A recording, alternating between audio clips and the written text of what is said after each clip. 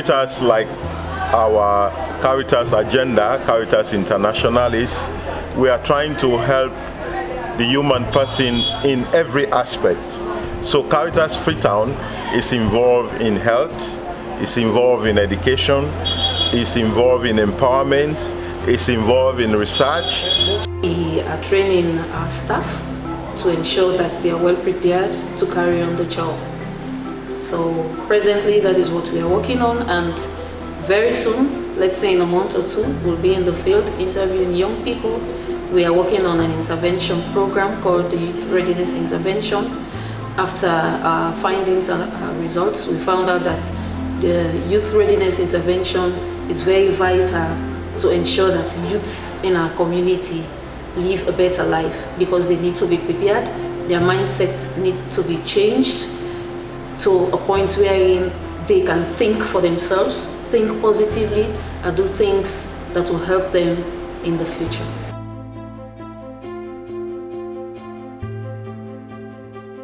We are trying to give love in our own special way by giving dignity to the human person.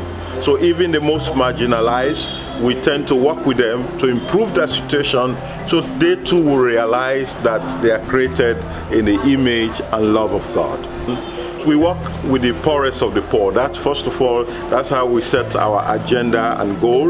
We look at those who are most vulnerable and we target those groups. So those will include, first of all, the women, the children who are affected in diverse ways, and of course the men are not excluded, but we give emphasis. We also try to intervene when there is a disaster response, but just not at that level of disaster response. We accompany people who have suffered disaster and see that we empower them to cope with their situation even after the disaster. Jibril Kebangua, a Tapna Colbert community. Namena the elected CDMC chairman there. CDMC simply means Community Disaster Management Committee. Only for manage all we have a problem there at the community in terms of for reduce the risk, for do something that will reduce disaster at this we call about community. And happy that Caritas can at this week community at a time way more we need them. The community, we get so many problems them. We say we don't take part for how we try for say okay manage them. But one thing will be lacking now how for prioritize their needs here. But thank God with the intervention of Caritas, they be able to learn we. And now we say safe, they empower we for how we take the lead, for level identify all the problems here as we get in there and prioritize them. Alfaya Camara or AYK. Now Colvert community a day. We na the eastern part of Freetown, specifically Clienttown Race Course. Caritas, they do very well for we, where they can really organize we in a way we will do work. Presently, as I talk to you, we do on sensitization what we call hygiene, environmental hygiene awareness. And we get also what you call fire prevention activities. They will get what you call early warning signs in case rain come where it is too heavy. So we as members of the CDMC we try for make we coordinate ourselves and we tell the people they say when is rain don't come, you don't mark on side, we show what to mark. Where the water don't pass there, now for being called the other one day. Hey, one for go on side, left your number so that we can know how to do and the areas where now holding point, wait for them picking them more. Before the advent of the Ebola outbreak, when we just got news that Ebola was in Guinea, incidentally I happened to be in the United States at that moment, and that was the start of my campaign to advocate and ask that we should get support to prevent Ebola coming into our country. Unfortunately, people could not listen to that because it was not a news item. But coming back from that trip, Ebola was already in Sierra Leone. So immediately we get together our volunteers. A year before that, we had a big cholera outbreak. and we have trained about 40 community workers on how to sensitize people on that cholera outbreak. So it was easy. We had a starting point that we had people that we have trained in best hygiene practices, who we immediately used to start the sensitization. And it was those early days that there were a lot of myths about Ebola, and therefore our first thing was to get a solid message. Our first effort was to collaborate with other agencies that were working in a similar field. So we had a relationship with the National Ebola Response Team. We had a relationship with the Interreligious Council. We used our churches to sensitize the communities on the best practice how to prevent Ebola. But now Ebola came to an end, but as you could see today in Congo, there is another outbreak. So we have continued our sensitization in all communities that we are engaging. We always keep them attuned that they should always prevent and they should not be complacent because Ebola might surface again. And so after the Ebola, we got a new phenomenon which was very new to the world, that we had Ebola survivors, thousands of them. So Caritas Freetown has been one of the agencies that have accompanied the Ebola survivors, first of all in the formation of their secretariats. Secondly, we've provided through our partners rice supply on a regular basis to every Ebola survivor in the country. I feel very proud of it. I feel very, very much happy because this thing don't last for long. We don't get it. Next thing you don't come for this stress. Here and there, of course, you know, the one way not to everybody will exercise patience. Or people who are talking with the restaurant they come, the restaurant this, that, but not see that very common for mankind.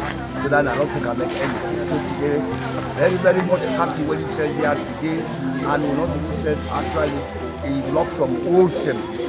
But we know how the country is as of now. It's not easy. So I'm glad everybody as organization all what they do, then nobody will pick except God. Glad because she the rest for survival there. So I too glad for this rest. Because this strain, I would strain. We also realized that the Ebola survivors, but they are vulnerable Ebola survivors. That is the women, the widows who were left behind. We have given them some economic support, set them into businesses because some of them are stigmatized and they were not accepted in their place of work again. So we had an empowerment program for women particularly, the widows particularly, and we have given them sort of a loan scheme. But the loan is to enhance them to build their capacity and to be self-sufficient in doing so. We've also focused on the Ebola survivor children, and those that we could foster, we have fostered. Those that we could not, we keep them in interim center because the Ebola orphans are in a very difficult situation. The fact that people are afraid to get them with the understanding that Ebola might surface again makes it difficult to find families to place them. So they are in various institutions and we continue to monitor them and see that they are happy, and we are trying to turn their tears into smiles. My name is Marcus. I'm a German citizen, but I live since 4 years in South Africa. And I'm here because I know Father Peter since about 8 years. I was supporting Caritas that time for about 3 months as a volunteer, and I found some time now to help here in the orphanage or in the interim care center. Even if I don't work with them, but we are around, all of us, and I see them daily from the morning until evening, and I see that they are very happy, and I'm also happy if I can see them smiling so in their new home. Sierra Leone has suffered so many disasters from one thing to the other, and just in the year 2017, which is 2 years ago, we experienced a mudslide, terrible one, where thousands of people lost their lives and lost their property, lost their homes. And Caritas Freetown was again at the forefront of this response by providing them immediately food, which was the basic need at the time, medication. We galvanized our mobile team. We have a health department. The mobile team went out and gave first aid treatment to survivors of the mudslide.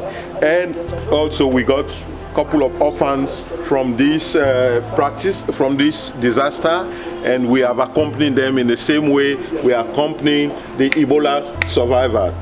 Once we were using the last bag of rice. Sincerely, was the last bag of rice, and there was nothing else left. And I was praying to God, please help us, because we have to feed almost 400 children. And well, in that particular moment that I was praying, I got a telephone call from Father Peter Conte, and he told me, hey, here the Suchi Foundation is there, they are bringing you rice. And he said, well, God is marvelous, God is marvelous. And in that moment, I realized that in His providence, God never forgets about His most vulnerable children. Caritas has 3 departments. The one is the development wing that deal with the development aspect of the human person. There is the health department that deals with the health. But we have a justice and peace department that looks at justice issue in community and try to ensure that there is peace in community. And what we do, there are poor people, vulnerable people, which is our target group, that cannot afford legal services. So one of the things we do, we aid. We have volunteers, lawyers who will come together to give their service to us when there is a case of a vulnerable rape person, for instance, when there is a case of the land being taken away from a poor person. Justice and Peace Commission, we have trained paralegals that we have situated in most of these communities, and the Justice and Peace Commission is always ensure that there is a fair play and that the people are not taken advantage of. I think we have set up as a very high bar to eliminate any type of violence against women and children, and also to be able to have a prominent role in the communities, mediating their conflicts and helping them to go through it and reconciliate. But I think we work very hard every day, even if there's like a lot of challenges within the justice system. We provide very effective legal assistance, but then other problems begin, that delays in the justice sector and so on. And we have to deal with a lot of people, to the police, to the FSUs, to everything, that everybody is making their role so we can also achieve these goals as well. So this is the hard part, but this is what we try to do every day, still to provide good legal assistance and also to change the root causes of that problem, which takes a lot of time, which is the perception of women in the society, allowing them spaces to develop, to grow, to take the lead and so on. So it begins really in the most smallest level, in the families, in the schools. So we're working in both ends, trying to get this system to work together with all the people that need to be doing their roles, but also within changing the mindset and promoting more harmony between the relationships between men and women. Another aspect of the Justice and Peace Commission is that it's peace building. So we realized that one of the things that led to the escalation of our war was that unsolved and unsettled disputes. When those disputes are gravitated to a longer period, that is what ignites a conflict. So what we do, we try to prevent those disputes. We try to solve with mediation communities, and we have done that even at the moment. Some time ago, the police had disputes with the St. Edward School, and we tried to facilitate that there was peace. We organized football game and matches between the police and the center. There was a big tension before. If a police came into the school, there was vice versa. So we settled that amicably. Several times I've been called to go to a mosque. I mean, many people outside Sierra Leone will not understand the context, because Sierra Leone, there is greater harmony between Christians and Muslims.